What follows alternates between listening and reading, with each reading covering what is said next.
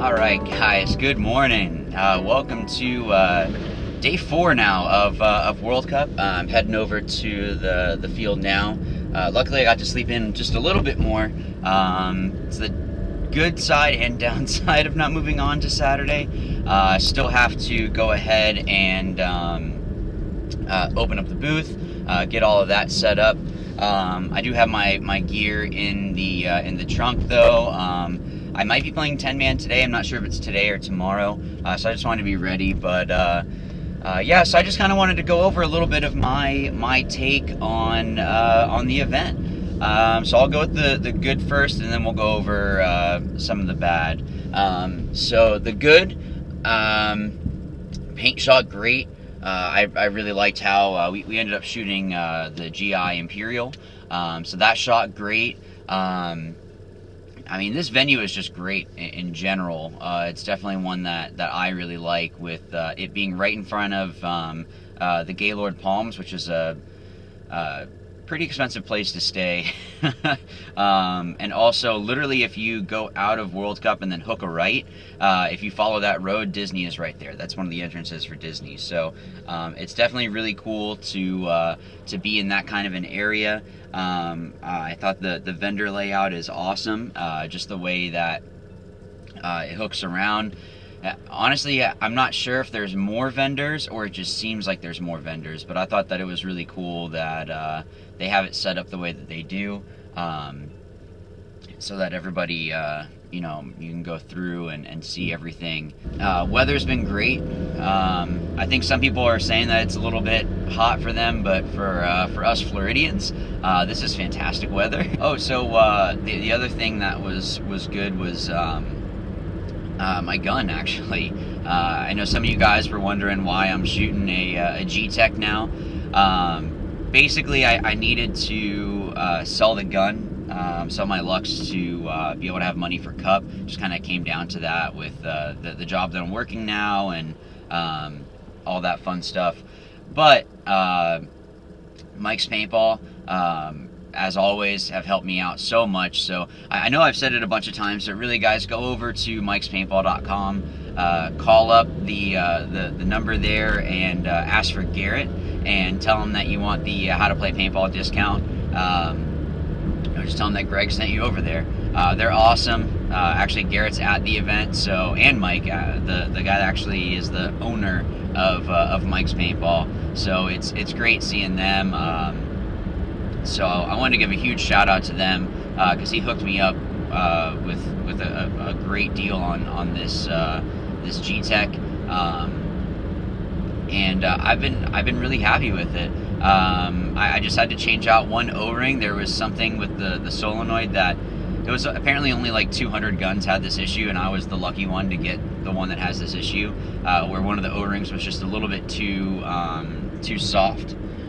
So it would pop out. Like I said, I just needed to have money for Cup, and I mean, I had one game, literally I filled up my pack, so that's, let's see, 2, 4, 6, 7, 8, 9, 10, 11 pods. And I shot pretty much all of those pods and my hopper. I'm not sure exactly how much there was. And one of the games it was just one of those games where I had to shoot everything that I had on my back.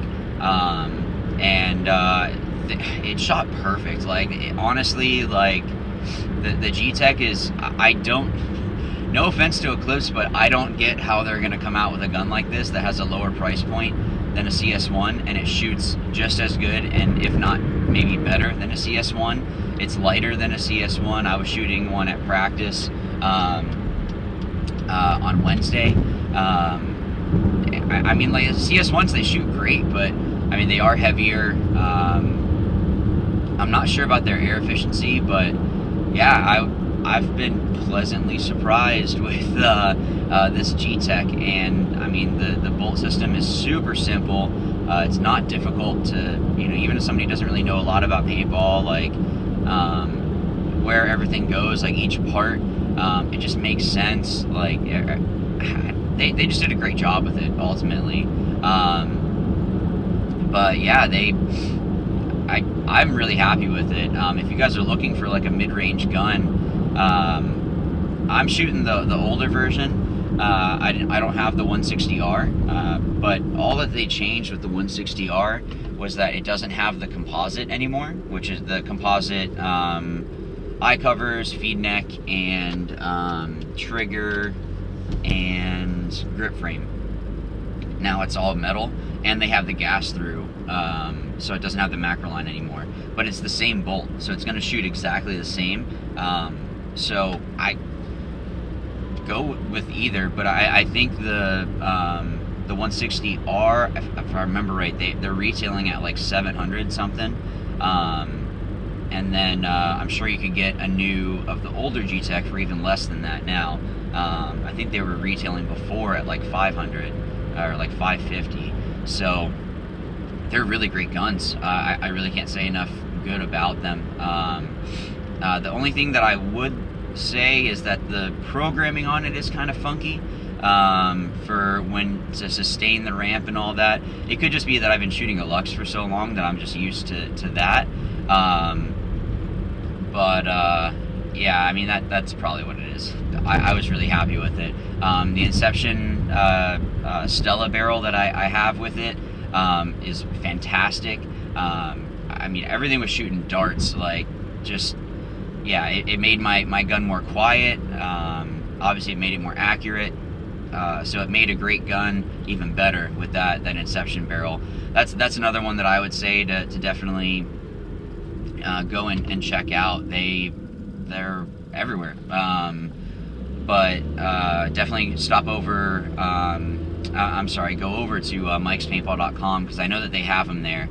And even if all you can get is like parts of the kit, it's worth it, guys. So most guns anyway are that autococker thread anyway. So just buy a couple of those, and you're gonna be able to switch it over to every single gun that you have in the future, and it's totally worth it, man. Like they're awesome barrels. I mean, Simon, I talked to him today, or I'm sorry, it might have been Wednesday,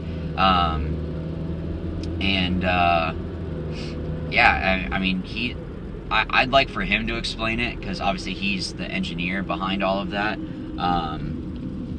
But yeah, he knows what he's doing. Like he's really smart with paintball. Like for those of you that don't know who Simon is, and you know, Inception and all that stuff, if you walk into the GI booth and go and look at all the Empire stuff, he probably designed at least half of that. He designed the Halo, which is the base for what the Prophecy was made off of, which he made as well. He made the Mini and the Axe. He was the one that made the events, the mask.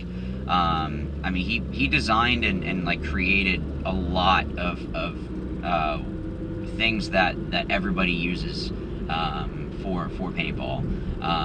And he's just a great guy, and he's British, so it sounds even smarter whenever he says something. But yeah, so that everything was great. So before we get to the bad stuff, definitely, like I said, stop over at mikespaintball.com, talk to Garrett, tell him that Greg from How to Play Paintball sent you, and he'll be able to hook you up with whatever it is that you're looking for. I know that he has G-Techs there. He even shoots one, I think, and because they're awesome guns. And then you know, go and get a Stella kit with it, and you know, if you get like a whole little package there, he'll hook you up. Definitely, if you tell him that I sent you over there. Okay, so for the bad stuff, one thing I didn't like was the actual playing surface. And I know there's not a lot they can do with it, but on our field I know for sure there was one big kind of divot, and it was right where you were sliding into a bunker, which is, I mean, one of our guys, he dove into that spot and he was fine, but you just don't want it to be that time that something kind of goes in kind of weird. So I wish, I don't know if they could pack dirt into it, or just something that levels it out more. The the reffing wasn't terrible. One thing I would say is that it got annoying when we would come out to chrono and then nobody was there, and it's like, well, we have the far side, so we need that extra time. I don't want to be sprinting there when I was ready, and it just was that the ref wasn't ready. So, and I don't want it to seem like I'm coming down on the refs, but ultimately, you know, we've paid for this service. I understand reffing isn't the easiest job, and I do thank all the refs for reffing, but we definitely need to have people that are on top of that chrono. And speaking of chrono, Virtue needs to figure something out, or the NXL needs to figure something out. I don't know, but when you shoot over the chrono for the one in the pit, and then you go out to the one in the field, some of them were like wildly different, which is annoying because, you know, when I'm sitting there and I'm shooting, you know, 280s roughly, whatever, and then I get out in the field and then I'm shooting hot, it's like, what's going on? I mean, usually if you use that trick I told you where you shoot a couple over and it takes the average, you'll be okay. But if the other chronograph is reading everything more at a higher feet per second, then that's not good. The other thing was that the divisional fields are way too far away. I understand that they want to have the pro fields in the front, and I'm okay with that. I don't mind walking a little bit further, but this was ridiculous. Like, you had to walk through the whole area of the vendors, walk out, walk over to your field, and then the paint trucks were all the way back where the vendors were at. So it was just a super far walk for everything, and I don't know, it's just annoying. One thing that was cool actually was Valken was doing like a paint service, like a taxi service. They had like these little GoPed, whatever, little mini bikes with a trailer behind it, and they would drive out your paint to your field. So that was really cool. I think that's a neat thing that that Valken is doing. I don't know if it was just for World Cup or if they're going to be doing that from here on out, but I think it's really cool. Let's see. The other thing was, at least on our field, it just the person that was doing like the scoreboard stuff, I don't know what was going on. Like, we would hit the buzzer and they would you know, do the motion that, okay, the buzzer, like there was a hang, and then they wouldn't hit the buzzer for a little bit, and I'm kind of like, are you gonna put those, you know, 10 seconds back on that you weren't, because that could mean the difference between us winning or losing. And I don't think they did, and I that's really unacceptable. They should be watching the whole time. You're there and getting paid for that. You need to be watching to see what's going on the field. I understand there's some paperwork that you might have to do, but it's not difficult paperwork. You should be able to do that. And I have a friend that she is one of the scorekeepers and all that. She doesn't mess that stuff up, so I can understand if there's like 1 or 2 seconds that there's an issue, but I don't know. We had it a couple times where my teammate, he hit it, and then nothing happened. He's like, I'm hitting the buzzer, and they weren't doing anything, and it's really unacceptable. With, you know, the money that we're paying to be there, and then obviously we want to perform. Well, if we can't get the flag hang, then that's not good.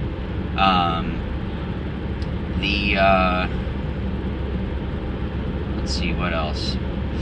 I mean, we got some penalties, but it wasn't anything that was like not totally justified. One of my friends was a ref on the field actually, and we got a penalty that at first we were like, what are you talking about? And then he told me afterwards that it was justified, and I trust him. So it was just something that my teammate didn't feel the hit or something, and that's going to happen. It was only a minor, but yeah. So that's kind of the good and the bad of World Cup so far. So we will see what happens with the rest of the event, but I'm gonna try to get over to some more booths today, since if I am playing 10-man today, it's only going to be for a little bit, so I'll have more time to get everything all, settled, whatever. Yeah, so I'll try to get over. I didn't even realize that Valken actually did have stuff. So I want to get over there because they have a new hopper, which is pretty cool. And I think they have a gun over there now too, or a different gun. So I'd be interested to see what they have. I didn't think that they had anything new. I didn't see anything about it until like last night or recently. So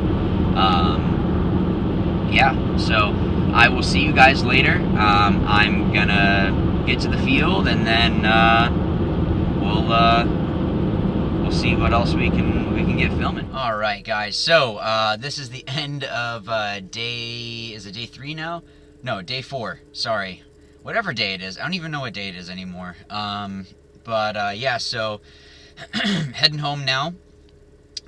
Today was definitely a good day. I got to meet a lot of you guys, which was really cool. I really appreciate you guys coming up and saying hi. I like to be able to meet you all, and it'd be really cool if we could all have all 4,000 of you all together. That'd be really, really awesome. But so if you are going to be at World Cup, be sure to stop by the Exalt booth and say hi. But I was able to get some more footage of some of the other vendors. And so be on the lookout for that. I'll be doing those next week, I think is what I had said. So I know that I have 2 that are ready to go. So I'll get those all set. And yeah, and it was really cool, just like I said, being able to meet you guys. I'm going to be playing 10-man tomorrow. Only a couple matches or a couple points or whatever, but I guess it would be a match. It's not a point. But I've never played 10-man, so it'd be fun. Sorry if the lighting is kind of weird. I know it usually shows up really dark, even though I have the lights on. But yeah, so I will see you all tomorrow. And yeah, definitely be sure to say hi if you're going to be in the area. And as always, remember, watch, learn,